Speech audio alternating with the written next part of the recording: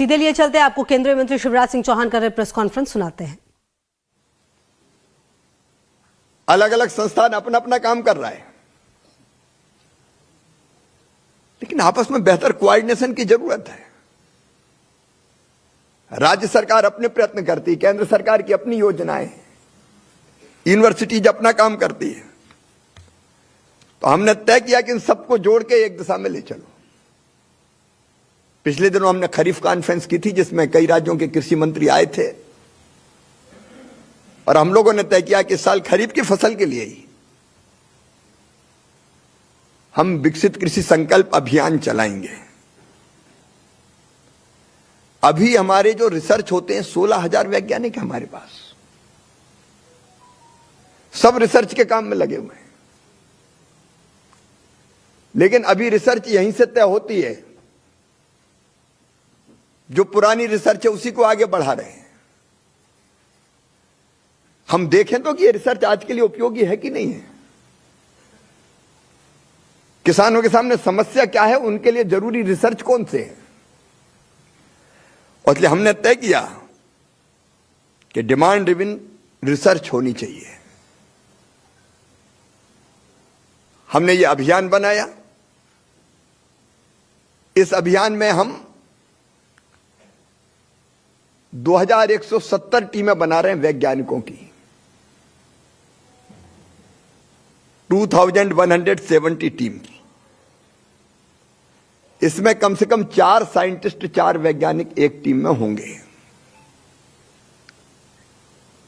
इनके साथ और एग्रीकल्चर यूनिवर्सिटी के, राज्य के, इन वैज्ञानिकों के साथ जोड़ेंगे हम यूनिवर्सिटीज को, कॉलेजेस को, राज्य सरकार के अमले को। कृषि विस्तार का अमला रहता है, केंद्र की पूरे कृषि विभाग की टीम को, प्रगतिशील किसानों को, एफपीओज को। और ये टीम एक जिले में 3 टीमें जाएगी देश में। तीनों टीम का क्षेत्र बटा रहेगा, कितने गांवों में जाएगी। हर एक टीम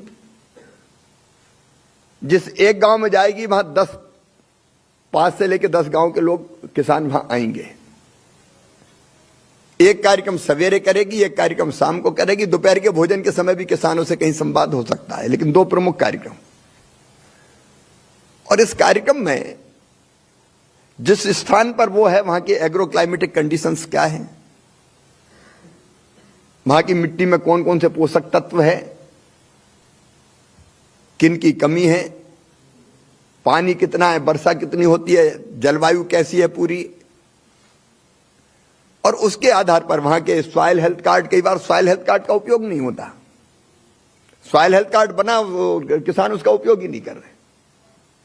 तो सॉइल हेल्थ कार्ड के में जो मिट्टी में तत्व है या जिनकी कमी, उसके आधार पर यहां कौन से बीज किस फसल के अच्छे रहेंगे, कौन सी फसल ठीक होगी, वो किसानों को बताएगी।